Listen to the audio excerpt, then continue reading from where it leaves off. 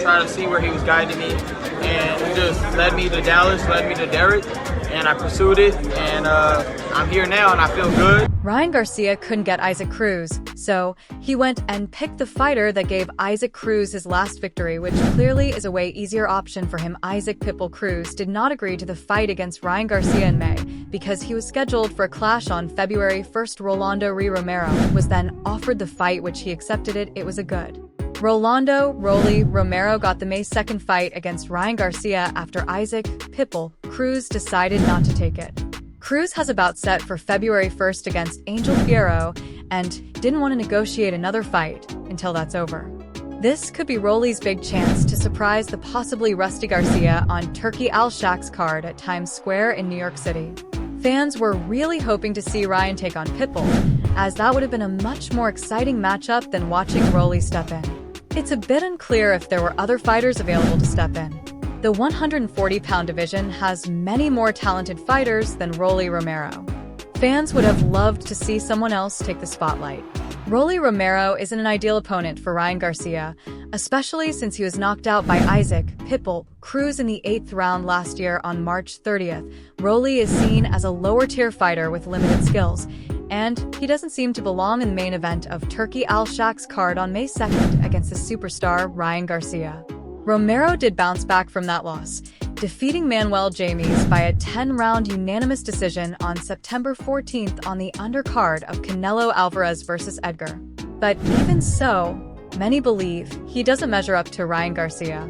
Rolly Romero didn't perform well in his last fight, even though his opponent wasn't very challenging. Choosing Rolly as Ryan Garcia's opponent for the headliner on DAZN's pay-per-view is a poor decision. This fight seems like a tune-up for Ryan, so he can be forgiven in that regard. But it's unfair to the fans to have someone with a 2-2 record in his last 3 fights as the B-side for a pay-per-view event. Rolly's actual record should be 1-3 in his last 4 fights because his victory over Ismael Barroso was highly controversial. In their clash on May 13, 2023, referee Tony Weeks stopped the fight in the 9th round after Ree had thrown 4 punches that all missed badly, leaving Barroso unhurt and confused. Fans were shocked, and the stoppage faced criticism for months. At the time, Rolly was trailing and seemed on his way to losing. There are many contenders in the 140 and 147-pound divisions who are more deserving of a fight against Ryan Garcia on May 2nd than Rolly Romero. It seems like they were in a hurry to find an opponent, and Rolly fit the bill.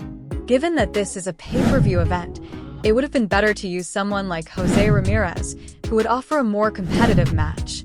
It sounds like you're really invested in the upcoming boxing card on May 2nd, 2025. Here's a quick summary of the main fights. 1. Ryan Garcia vs. Rolando Romero. Garcia is coming off a suspension and is set to face Romero, who is known for his aggressive style. This fight is expected to be a crowd-pleaser. 2. Devin Haney vs. Jose Ramirez. Haney, who is looking to bounce back from a controversial loss to Garcia, will take on Ramirez, a former unified junior welterweight champion. 3. Martin Bakole vs. F. Ajagba. This heavyweight eliminator will feature 2 powerful fighters looking to advance their careers. It's definitely shaping up to be an exciting night of boxing. Do you have a favorite among these matchups? And you thought you would, so what went wrong during this fight? It's okay. It didn't take long for Ryan "King Reed" Garcia to start hyping his next fight. Following his 8th-round knockout of Duarte, Garcia called out and took shots at WBA junior welterweight world champion Rolando Romero. "I'm committing to becoming a world champion," Garcia told DAZN's Chris Mannix. "If Ree wants it, bring it on. I know you talk a lot, Ree, let's get that going. Ree, where are you at? You got beat up by that old dude." Garcia was referring to the 40-year-old Ismael Barroso, whom Romero defeated months earlier to claim the WBA title. Tougher bout than expected. Al Heyman sounds like Ryan Garcia is really looking to make a statement with his next fight against Rolando Romero. He believes that a victory could set him up for even bigger bouts, possibly against Teofimo Lopez and Devin Haney in the near future. Romero responded to Garcia's challenge, acknowledging that he's ready for the fight. This matchup is definitely shaping up to be an exciting one. Are you looking forward to this fight? It was a crucial moment for the 25-year-old American, Ryan Garcia, as he made his comeback after his first career defeat to Gervonta "Tank" Davis earlier in the year. After the fight, Garcia challenged Rolando Romero, with both fighters capable of drawing significant attention both inside and outside the ring. Earlier in the year, Romero became the champion at 140 pounds by defeating Ismael Barroso. Romero took to X, formerly known as Twitter, and made a bold prediction, stating, "Rolly by murder in the first," suggesting he anticipates little trouble if they were to face off. The much-anticipated fight between Ryan Garcia and Rolando "Rolly" Romero didn't happen. Instead, Romero faced Isaac Cruz, while Garcia took on Devin Haney in a bout that had one of the most dramatic build-ups ever. While some thought it was all an act, others were sympathetic to Garcia's situation. Originally, Romero was supposed to fight Garcia, but he chose to go against Cruz instead, igniting a beef with Garcia. This led the Victorville native, Garcia, to arrange an even bigger showdown with Haney.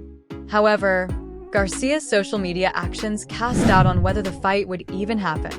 Nevertheless, in an interview with Fight Hype, Romero set aside his differences with Garcia to emphasize the seriousness of Garcia's situation, comparing it to a resurrection, much like Jesus. I'm with Al Heyman. Ryan Garcia's biggest fight was with Al Heyman. The most money he ever made was with Al Heyman, and then he goes back and fights for crumbs on a shitty TV network.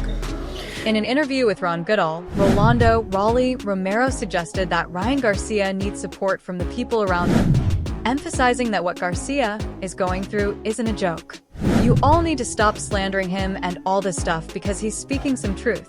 It's a cry for help," Romero said. The WBA champ even suggested that Garcia's claims might be valid, hinting that Garcia could be revealing information that others weren't aware of, and people are mistakenly thinking he's crazy.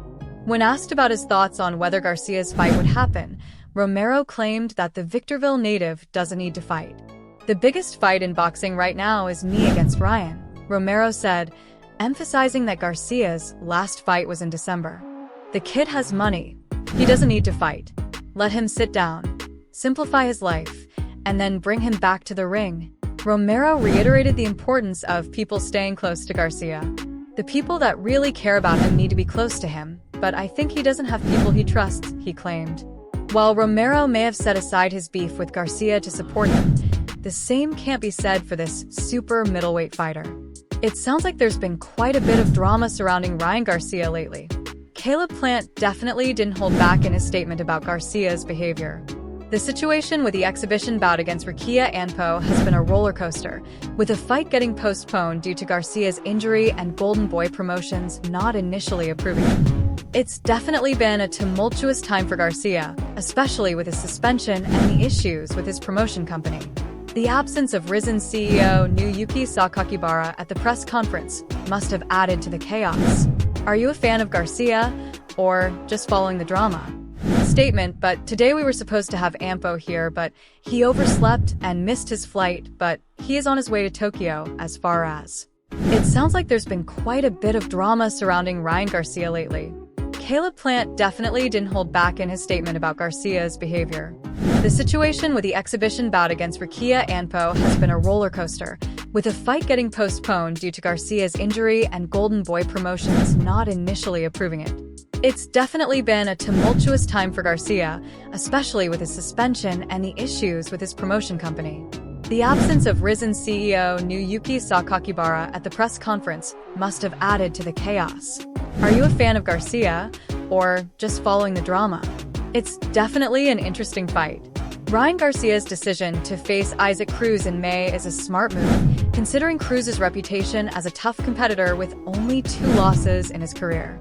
Cruz's resilience was evident when he went the distance against Gervonta "Tank" Davis, even though he lost. As for predictions, it's always tricky in boxing, but Garcia's size and reach advantage could play a significant role. If Garcia can keep his distance and use his speed effectively, he might have the upper hand. However, Cruz's aggressive style and durability make him a formidable opponent. What are your thoughts on this matchup? Duarte in Texas. Him or Gervonta? Oh, him, I ain't gonna lie, he punches way harder.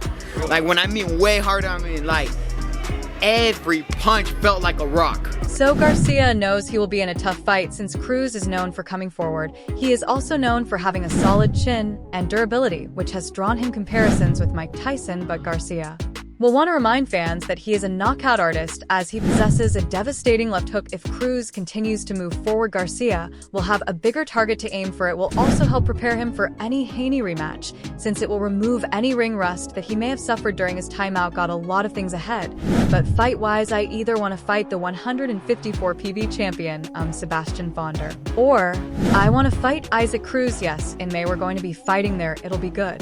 Another big fight I'm ready to do at Pitbull is still a great fighter. He may have lost one time, but fans love him. He's a big dude. There were so many people in London, and they were all meeting with Turkey.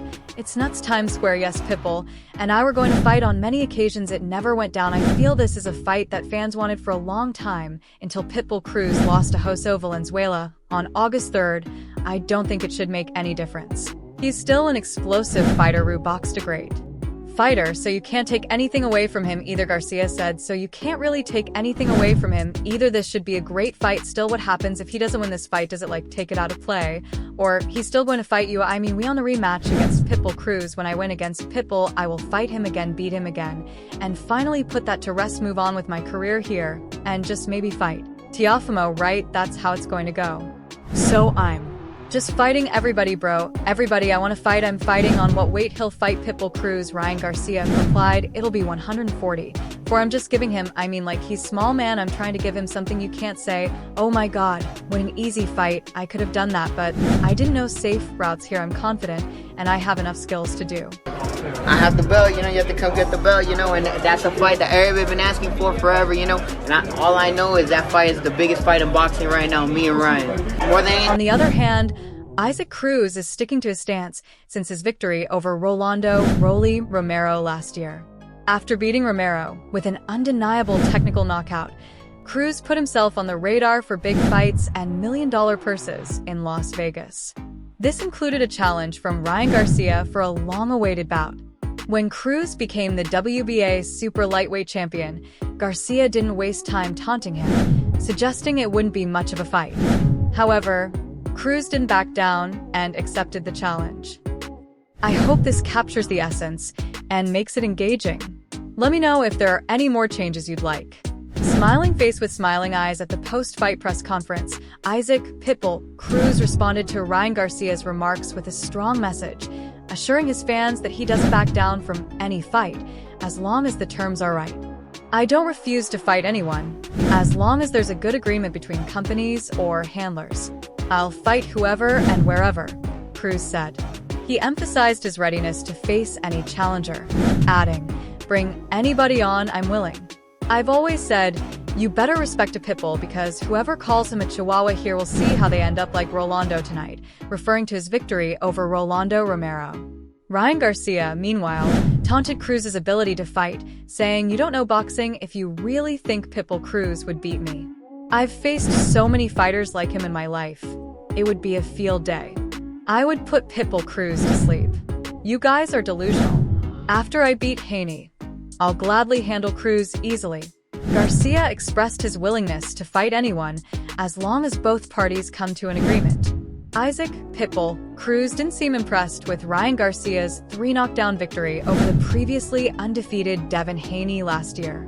Instead, Cruz, the popular WBA 140 pounds champion, was more focused on Garcia, missing weight by 3.2 pounds at the weigh-in, labeling him as frivolous and unserious. Ryan Garcia doesn't take things seriously, Cruz said in Manhattan, New York, on Wednesday while announcing his match with Jose Valenzuela for the WBA belt on August 3rd in Los Angeles, on a stacked card headlined by Terence Crawford and Israel Madrimov. Even the last 2 fights you want to go out on? Yeah, The last fight you want to go out on? Like, who when he you comes have to the in- weigh-in, he's overweight by 3 pounds, Cruz told reporters, emphasizing that Garcia needs to be more focused on training and take things more seriously.